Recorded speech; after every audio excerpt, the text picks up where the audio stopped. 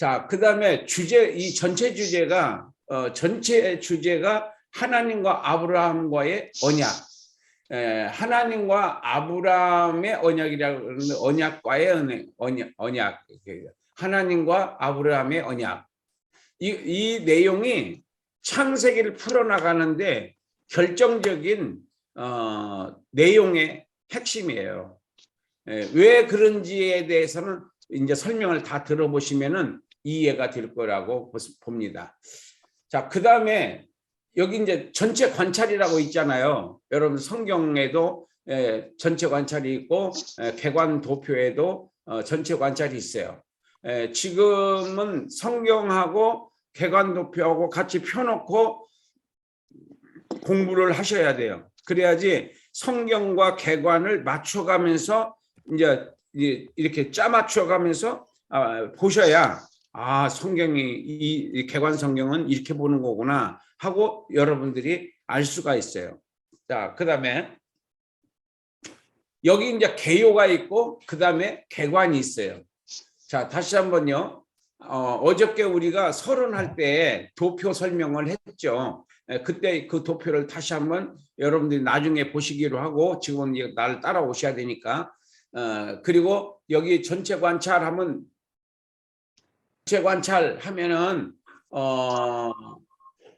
본문, 주제, 개요, 개관 이 네 가지를 여러분들이 이 네 가지를 합쳐서 한마디로 말할 때 전체 관찰 이렇게 얘기하는 거예요.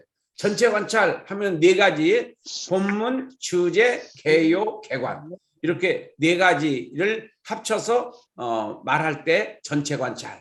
그래서 내용 파악을 하는 데서는 이런 방법이 필요한 거예요. 지금까지 이런 개념이 없이 성경 공부를 했기 때문에 성경의 내용을 제대로 파악하기가 어려웠던 거예요. 그런데 이번에 여러분들이 개념이 있는 성경 공부를 한번 해보시라고요. 어떤 현상이 나타나는지. 그래서 관찰하면은 이 네 가지 본문, 주제, 개요, 개관. 그래서 본문은 뭐냐? 성경의 범위. 주제는 뭐냐? 내용의 핵심. 개요는 뭐냐? 내용의 요약. 그 다음에 개관은 뭐냐? 내용의 구성. 그러니까 1장부터 50장 26절의 구성은 어떻게 되어 있느냐? 첫째, 대단한 주제가 두 개다. 1번, 천지창조, 사람 범죄, 노아 홍수. 그리고 본문은 창세기 1장 1절부터 10장 32절까지. 이렇게 그게 하나고 그 다음에 내족장의 생애 이게 두 번째야. 그러니까 창세기를 크게 보고 작게 봐야 돼. 자세히 봐야 된다. 그러니까 그걸 보고 우리가 연역적으로 귀납법적으로 이런 표현을 쓰는데 여기서 그렇게 어려운 말을 쓰지 않을 테니까 여기서는 그 큰 문장, 작은 문장, 중간 문장 이것을 어저께 우리가 그 도표를 설명할 때 제가 설명을 드렸죠. 이 문장을 다섯 가지로 나눠서 봐야 된다, 성경을. 그래서 첫 번째가 대단원, 두 번째가 중단원, 세 번째가 소단원, 네 번째가 대단락, 다섯 번째가 중단락이라고 동그라미 있어요. 성경에 보면 동그라미 있는데 그게 중단락이. 그게 제일 작은 문장이라고 이렇게 이해를 하시면 되겠습니다. 자, 그래서 여러분들이 그 개관 성경을 가지고 계신 분들은 그 개관 성경의 그 중심은 중단원 중심으로 이제 공부를 할 때는 중단원 중심으로 공부를 해야 됩니다. 여기 보면은 천지창조 1장부터 2장 25절, 아담과 가인의 범죄 3장부터 4장, 그 다음에 노아 때 대홍수 4장부터 10장 32절, 그 다음에 네 번째 아브라함의 생애, 그 다음에 이삭의 생애, 야곱의 생애, 요셉의 생애 이렇게 그 7가지의 주제로 창세기를 보라는 거예요. 7가지 주제로 이거 중심으로 보셔야 내용을 알 수가 있고 또 한 가지는 아까 내가 말했듯이 대단원 중심으로 보는 것은 대단원 중심으로 보지 못하면은 내용 전체의 모양을 볼 수가 없습니다. 내용 전체의 모양을. 그래서 이 대단원 주제가 굉장히 중요해요. 중단원 1 해가지고 제일 위에 그 아라비아 숫자 1번이 중단원 1번입니다. 그리고 가로 하나 있는 게 그게 소단원 1번이에요. 그리고 양가로 있죠. 초록 색깔. 이것이 대단락 주제고, 그리고 오른쪽 중단락 주제입니다. 그런데 좀 진행을 해야 되니까 소단원 중심으로 설명을, 중단원하고 소단원을 중심으로 해서 설명을 드리도록 하고, 필요할 때는 대단락을 사용하도록 하겠습니다. 먼저 천지창조는 우리가 성경을 읽으면은 어떻게 구성이 되어 있는지 이게 감을 잡기가 어려워요. 근데 이것을 이렇게 도표화하니까 금방 이렇게 확인이 되잖아요. 천지창조는 천지창조 이전, 그 다음에 천지창조 순서, 사람 창조 재설명, 이렇게 딱 구성이 되어 있다는 걸 알 수가 있어요.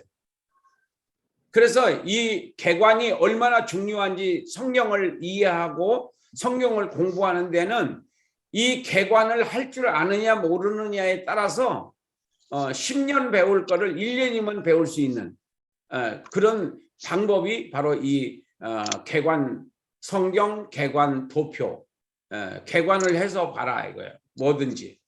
그러면 훨씬 요약된 내용 중에서 그 핵심을 확인할 수 있으니까 우리가 빨리 배울 수 있다는 거죠. 그 다음에 두 번째는 아담과 가인의 범죄가 되겠습니다. 아담과 가인의 범죄. 아유, 안 키웠네. 자, 이렇게 보니까 이제 천지창조 이전, 천지창조 순서, 사람 창조 재설명, 이렇게 해서 딱 요약을 하니까 내용이 한눈에 이렇게 보인다 이런 얘기예요. 그리고 여기서 다 이루었다가 나오는데, 여기 양가로 3번에서 일곱째 날 다 이뤘다. 여기서는 천지창조가 다 이루어졌다는 거고, 그날 안식하셨고 거룩하게 하셨고 복되게 하셨다. 이렇게 해서 사실상 여기 3번 이걸 잘라지는 거예요. 여기서 나눠지는 거예요. 이런 식으로 개관을 해야지 이 문장만 봐도 내용 파악이 된다는 겁니다. 그 다음에 두 번째는 이제 사람 창조가 이게 굉장히 중요합니다. 나중에 이제 또 설명드릴게요. 그 다음에 두 번째는 아담과 가인의 범죄가 3장 1절부터 4장 24절까지가 되겠습니다. 아담과 가인의 범죄. 그리고 왼쪽에 가로 하나 1번 아담의 범죄, 3장 1절부터 24절까지 가인의 범죄, 4장 2절부터 24절까지 이렇게 딱 나누어 놓고 그 다음에 그 안에 자세하게 내용이 들어가는 겁니다. 자, 그 다음에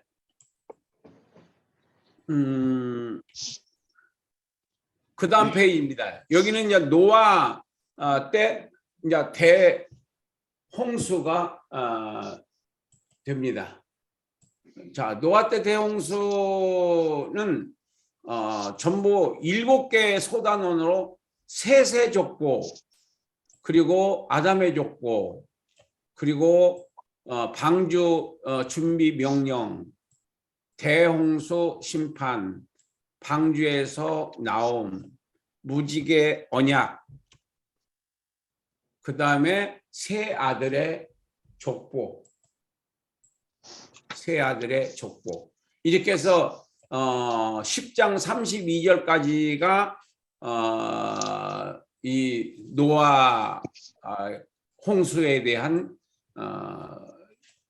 마무리가 됐습니다. 그 다음에 이제 아브라함의 생애가 보통 이제 미국에서 이렇게 건너온 자료들은 여러분들도 아마 그렇게 이렇게 이해를 하고 있을 겁니다. 12장에서 출발을 해요. 아브라함이. 근데 저는 11장부터 설명을 합니다. 이것을 해석란에 가서 제가 말씀을 드릴게요. 왜 그렇게 하는지에 대해서.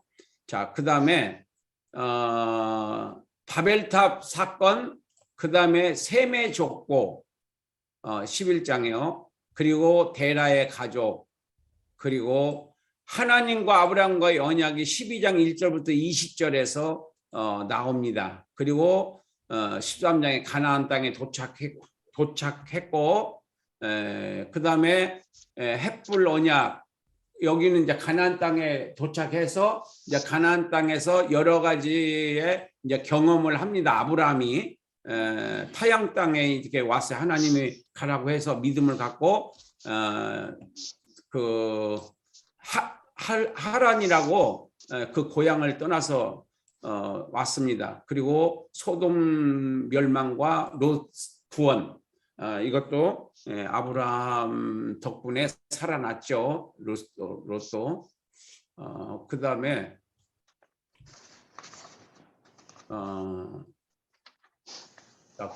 이삭의 출생이 있고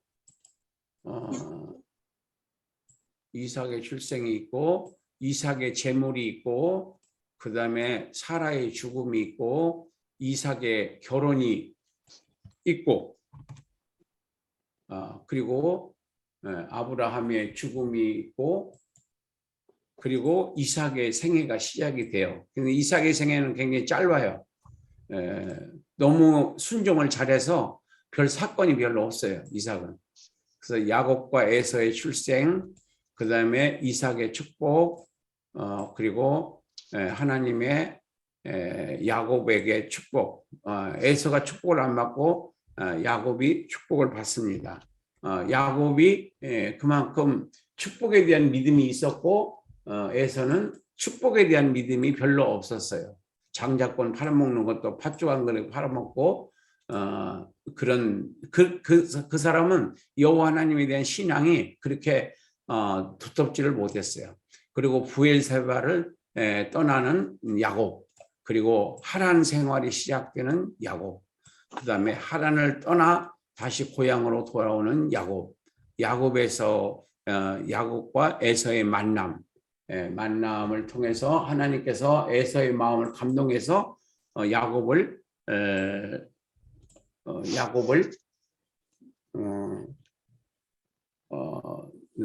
이렇게 불쌍히 여기는 마음을 줘서 그가 울었다고 그랬어요. 그래서 용서한 거죠. 그리고 이제 세겜에서의 강간 사건, 이 세겜에서 강간 사건은 야곱이 세겜에 살면 안 돼요. 왜 안 되느냐면은 아버지가 지금 브엘세바에 살고 계시는데 여기가 훨씬 목초지가 좋으니까 여기서 그냥 터잡고 살으려고 하다가 딸 디나 강간 사건으로 인해서 다시 도망가는 야곱입니다. 그래서 베델로 가서 이제 자기가 잘못한 것을 회개하고 그리고 그 이삭의 죽음을 에서하고 같이 그 장사 지내고, 그 다음에 나서 에서의 후손들, 에서의 족보가 잠깐 나옵니다. 그리고 이제 요셉의 생애가 37장에서 시작이 됩니다. 그리고 요셉이 이제 37장에서 팔려가고 38장에서는 유다와 다말이라고 하는 뜬금없는 얘기가 나와요. 이거는 이 요셉의 줄거리가 아니고 유다면은 사실상 다윗 왕이 이 유다 지파에서 나오고 예수님은 그 다윗의 후손에서 나와요. 그래서 이 족보는 자랑할 게 못 되는 거예요, 결과적으로. 그리고 이제 39장에 가서 노예가 된 요셉, 사랑받던 아들이 요셉이 갑자기 노예가 돼서 고생하는 장면이 나오고, 감옥에서의 요셉, 바로의 꿈 사건, 그리고 요셉이 애굽에서 요셉을 만난 형들, 그리고 유다가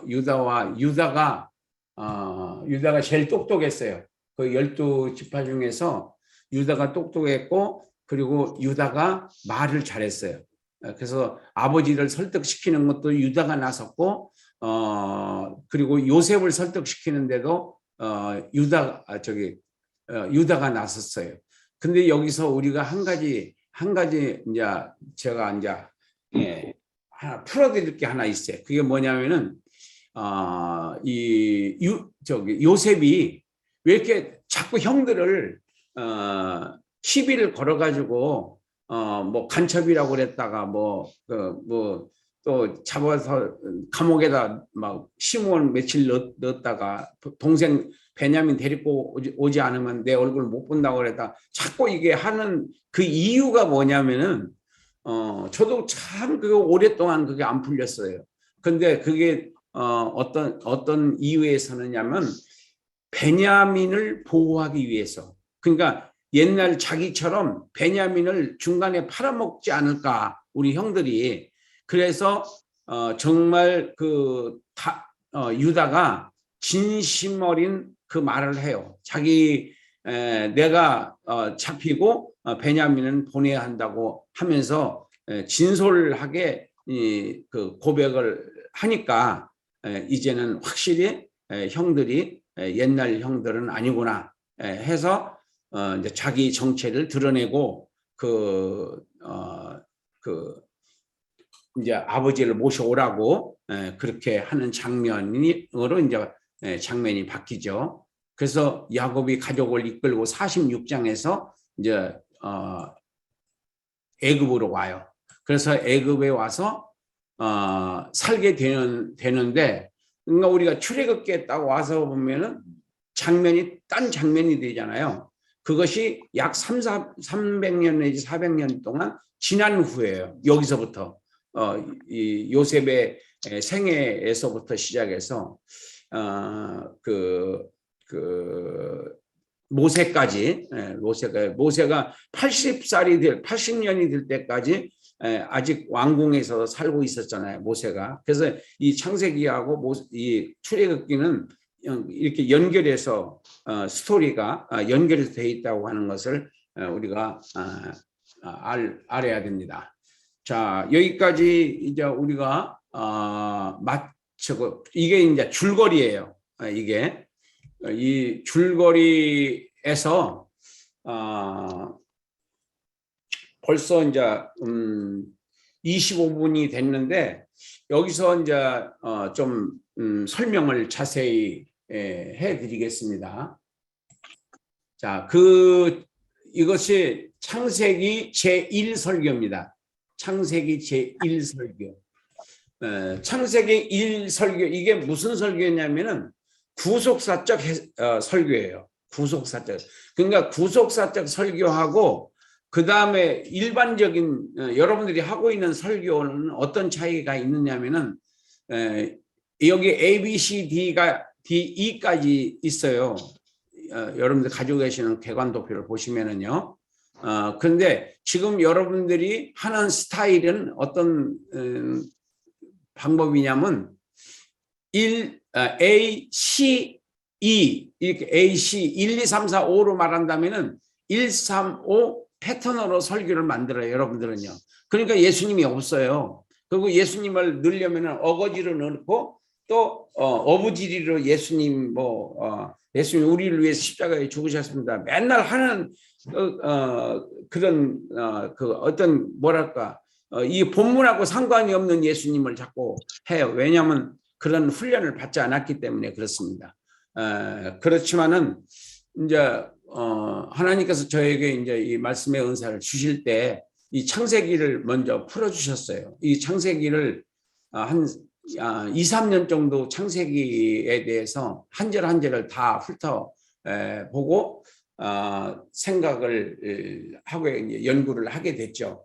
근데 여기서 이제 아까 우리가 처음에 들어올 때 여기는 지금 이게 지금 A 본문, 이게 전체 본문을 말하는 거예요. 그 다음에 B는 여기가 전체 주제고 여기는 대단원 주제예요. 대단원 1, 대단원 2. 예. 그래서 창세기는 이렇게 두 개로 나눠서 보지 않으면은 이 창세기가 왜 썼는지, 누구에게 썼는지, 그런 목적과 그 이유를 모르고 그냥 읽을 뿐이야. 예. 그래서 오늘 창세기에 대해서 설명을 제가 다는 못하지만 어느 정도까지라도 좀 해드리려고 그래요. 여기서 지금 하나님과 아브라함의 언약이라고 하는 것이 전체 큰 주제예요. 핵심인 거예요. 이것을 풀어 나갈 수 있어야지, 이 해석을 할 수 있어야지, 그 다음에 예수님과 어떤 연관성이 있는지 창세기하고, 성경 66권은 요한복음 5장 39절에 보면은 모든 성경은 내게 대하여 증거한 것이라고 했어요. 예수님께서. 그리고 5장 44절 45절에 가서는 예수님이 너희들이 모세를 몰랐으니 나를 어떻게 알겠느냐. 왜 그러냐면 모세는 나를 설명하고 있다. 이렇게 말씀하시거든요. 그러니까 창세기에서의 예수님, 출애굽기에서의 예수님, 레위기에서의 예수님, 이 66권에서 39권에서 다 예수님을 설명하고 있는 거예요. 계시적 예수님, 예언적 예수님. 실체는 실체가 아니라, 실체는 사복음서가 실체라고 그랬잖아요. 그러니까 실체를 찾아가는 하나의 가이드 역할을 하는 것이 바로 구약 성경이다. 그래서 여기서 의미로 가겠습니다. 주제는 여러분들이 아셨죠? 그 다음에 의미는 출애굽 백성들이 두 가지 질문했어요.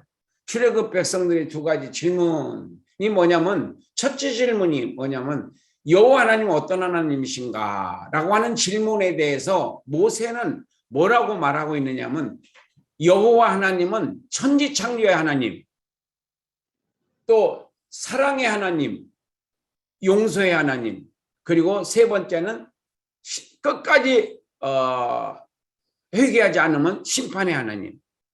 그 세 가지예요.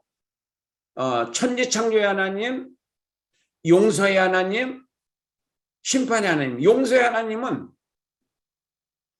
아담의 가죽옷으로, 그게 용서라는 의미고, 가인의 표를 받았어요. 그게 용서의 개념이에요. 용서의 계시야. 그래서 그 용서의 하나님은 우리는 용서가 있으니까 우리가 천국에 갈 수 있는 거지. 용서가 없으면 우리는 천국 못 갑니다. 우리의 의로는 천국 못 가요. 예수님의 용서로, 예수님의 희생으로 우리가 그 죄의 대가를 예수님이 대신 지불했기 때문에 우리가 죄 용서 받고, 죄 용서 받아야 천국 갈 수 있는 거예요. 그 죄 많은 사람이 지옥 가는 게 아니라 용서 못 받은 사람이 지옥 가는 거예요. 천국은 죄 안 진 사람이 천국 가는 것이 아니라 죄 용서 받은 사람이 천국 가는 거예요. 그 죄 용서의 조건이 바로 예수님을 믿는 거예요. 그렇게 예수님을 믿는 거다. 그 다음에 두 번째는 우리는 가나안 땅에, 두 번째 질문이에요. 첫 번째 질문은 이제 여호와 하나님은 누구신가, 어떤 하나님이신가 라고 하는 질문에 대해서 천지창조의 하나님, 용서의 하나님, 심판의 하나님, 그리고 우리는 가나안 땅으로 왜 가야 하는가, 왜 우리가 가나안 땅에 가야 하는가. 지금 출애굽 백성들한테 하는 설명입니다. 출애굽 백성들의 질문이에요. 이게 우리가 거기서 가나안 땅에서 오라고도 안 했는데 우리가 왜 거기를 지금 가야 되느냐라는 그 질문에 대해서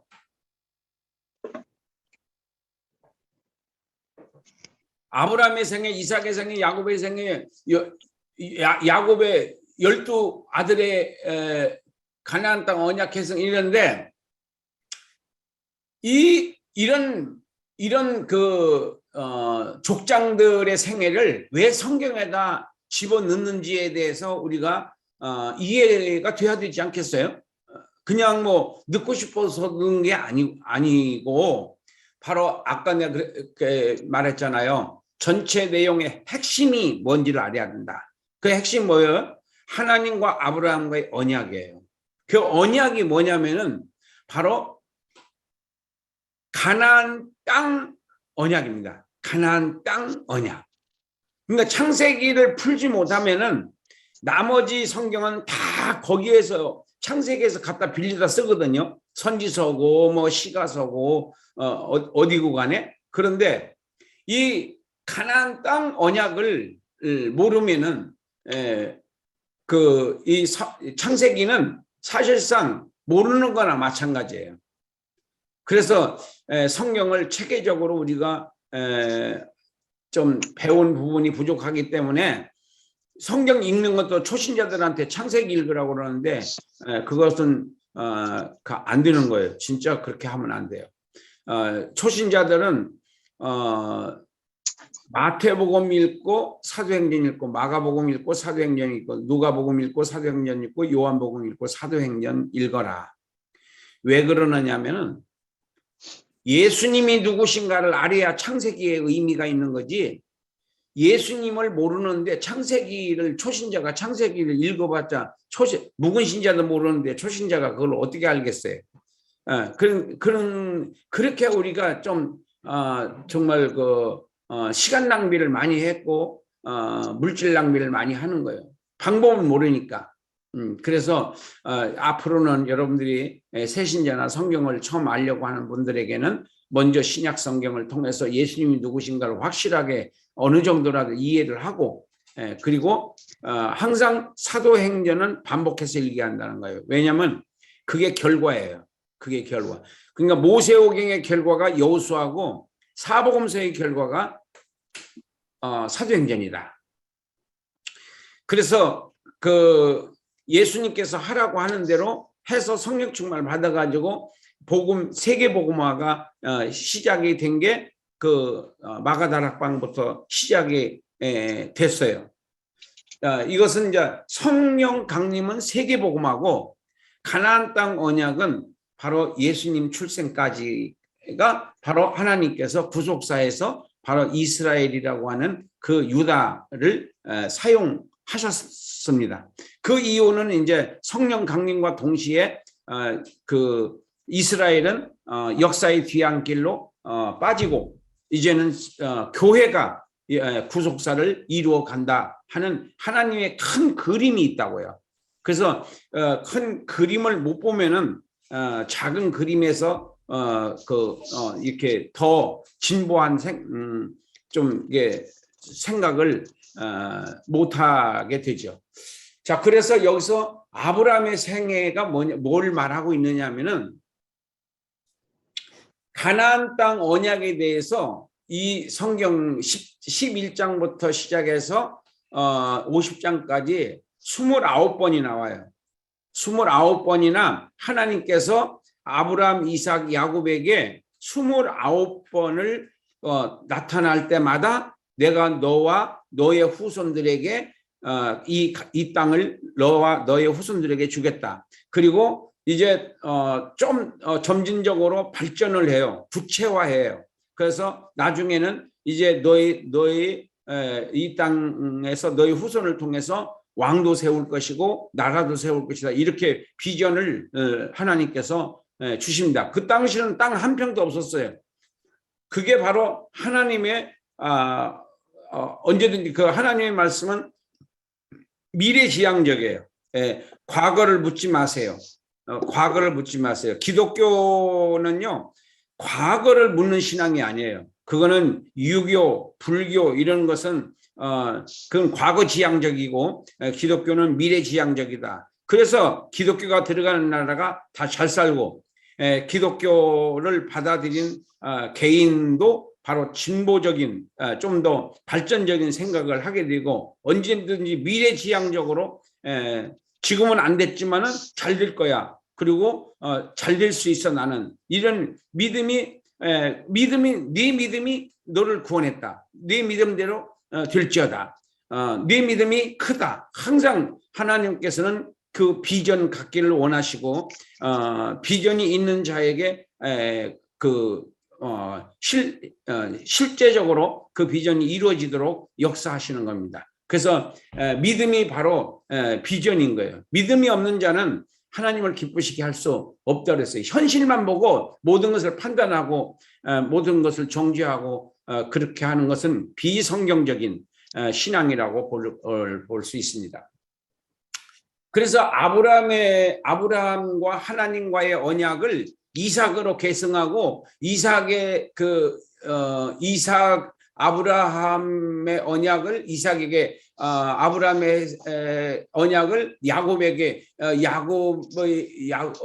아브라함의 그 언약을 아브라함과 하나님과의 언약을 야곱의 12아들에게 그 12아들이 지금 이스라엘 300만 명이라고 하는 400년간에 걸쳐서 300만 명, 약 300만 명이라고 하는 그런 가족이 애굽에 들어가는데 그 가족이 이제는 민족이 돼서 지금 출애굽을 하는 겁니다. 네, 출애굽 이제 모세가 홍해를 건너서 이제 가는 이제 내일에 이제 그 출애굽기 할 텐데 그렇게 이제 연결이 된다는 얘기입니다. 그래서 이 12아들에게 그 계승이 된 거예요. 언약. 가나안 땅 언약 계승이라고 하는 것이 이 창세기의 핵심입니다. 가나안 땅 언약이 계승되었다. 이걸 믿어야 되는 거예요. 그 구약 성도들은. 우리는 뭘 믿어야 돼요? 천국을 믿어야 하는 거예요. 그러니까 아담과 하와는 가나안 땅, 그 다음에 육적 선민인 아브라함의 후손들은 가나안 땅 언약을 믿어야 되고, 영적 선민인 성령 강림과 동시에 이제 파생된 예수를 믿은 성도들은 바로 천국 새하늘과 새 땅을 그리워하고 그 땅에서의 그 영광을 바라보면서 이 땅에서 소망 있게 우리가 도전하고 살아가야 합니다. 자, 그렇게 이제 우리가 이제 해석을 했습니다. 이제 이것이 이제 신학적 해석이라고 해요. 그러면 이것을 이제 복음적 해석으로 이제 넘어가겠습니다. 이게 이제 하나님의 관점이에요. 여기는요. 이거는 신학적 해석은 과거 역사 사실에 대해서 제가 설명을 드린 거고, 지금 복음적이라고 하는 것은 바로 하나님의 관점에서 보는 겁니다. 하나님께서는 이런 계획을 가지고 지금까지 이 우주를 운영해 나가고 계신다. 이렇게 이제 우리가 이해를 해야 됩니다. 근데 예수님의 3가지 복음과 4가지 사명이라고 제목을 달았어요. 이게 무슨 말이냐면은, 첫 번째 3가지 복음은 예수님께서 이 세상에 오셔서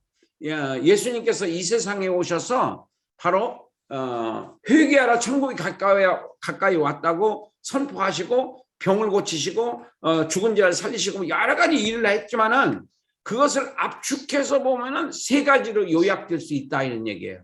그게 뭐냐면은 회개하라 천국이 가까이 왔다.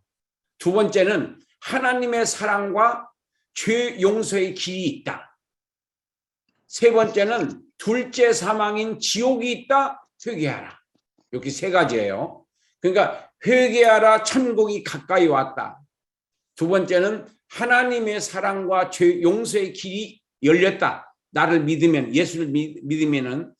그 다음에 둘째 사망인 지옥이 있다. 그러니까 나를 믿고 예수님을 믿고 구원함을 받아라 하는 거예요. 이게 3가지의 핵심적인 복음, 기쁜 소식이라고 말할 수 있어요. 그러니까 우리가 이렇게 강의할 때도 자기가 마음에 안 드는 말이 나올 수도 있고 그래요.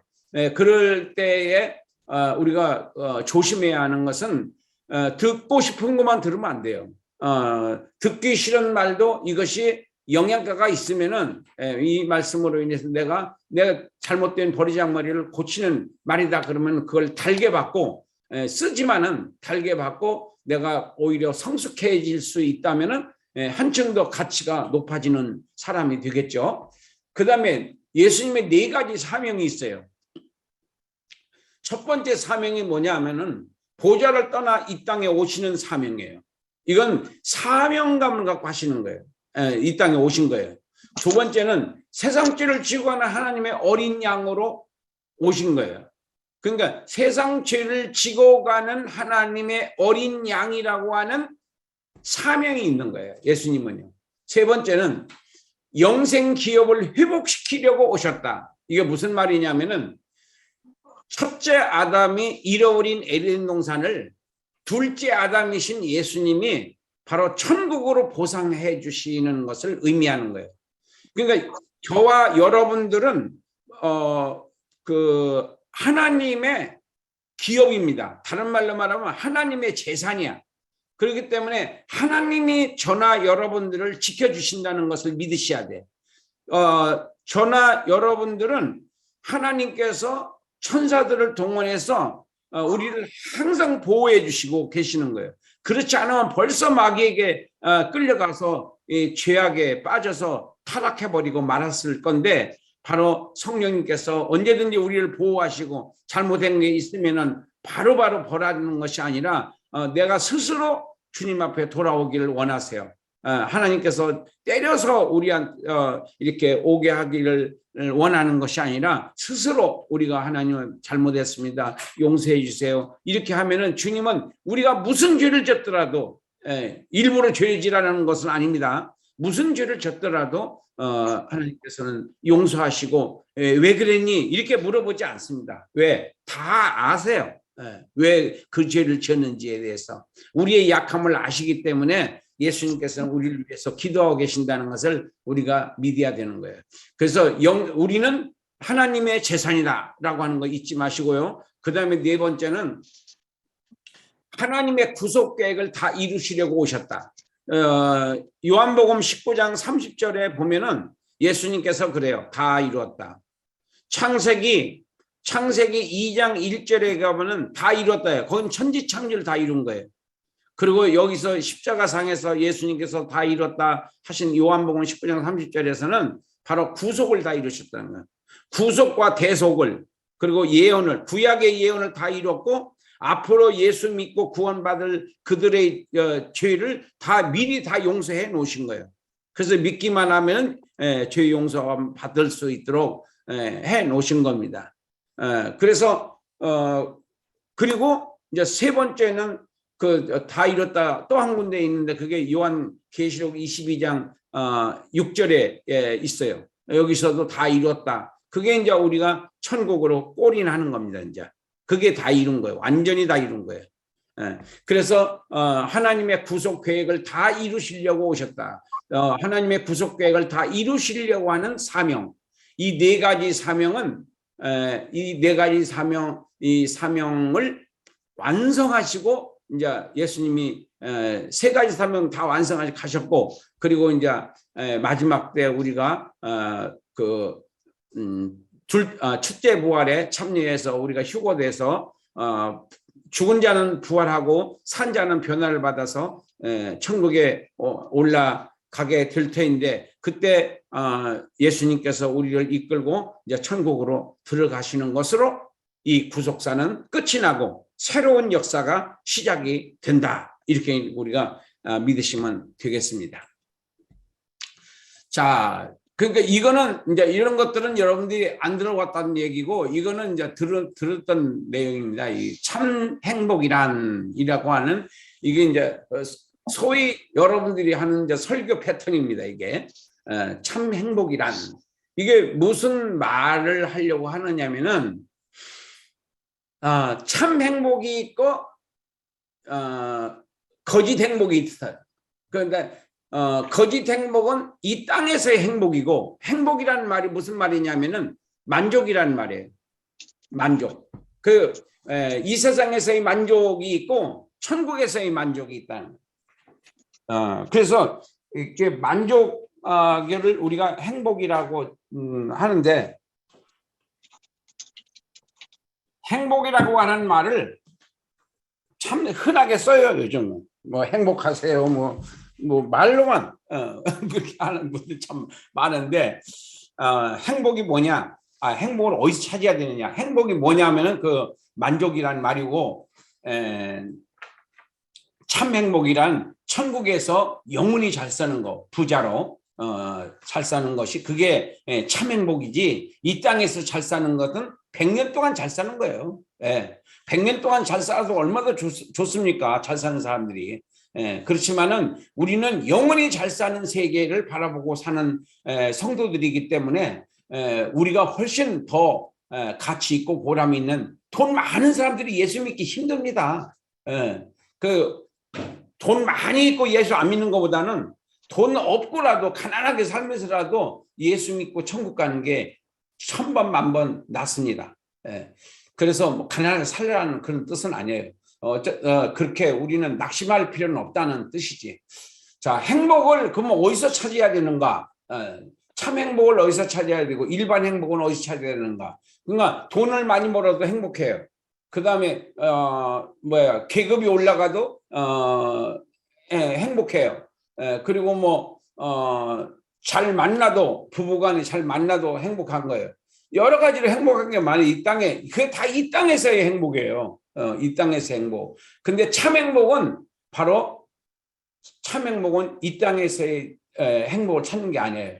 여기서 첫 번째 참 행복은 뭐냐면은 영생에서 행복을 찾아야 한다. 영생. 누가복음 10장 20절에서 예수님께서 제자들이 귀신 쫓아내고 와서 예수님한테 자랑하니까 예수님께서 말씀하시잖아요. 네가 귀신이 너희들에게 굴복하는 것으로 기뻐하지 말고 내 이름이 하늘에 기록된 것으로 기뻐하라. 그러니까 우리가 행복을, 이 땅에서의 것의 행복을 찾는 것은 유치한 신앙이에요, 사실은요. 그래서 내가 영생, 나는